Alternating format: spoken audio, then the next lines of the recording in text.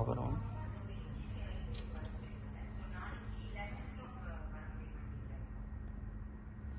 Now power LED is on,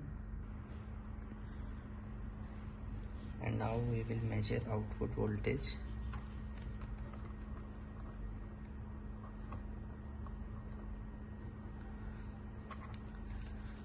-12 volt.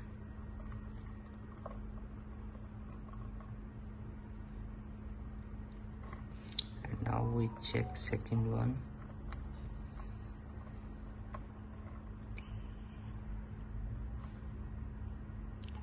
-12 volt.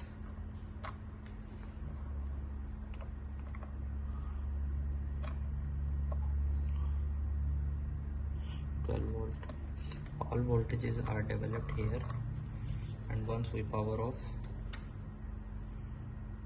and again we power on, and once again we will measure voltage on capacitors. Go 12 volt, 12 volt and 12 volt. All voltages developed. Job completed.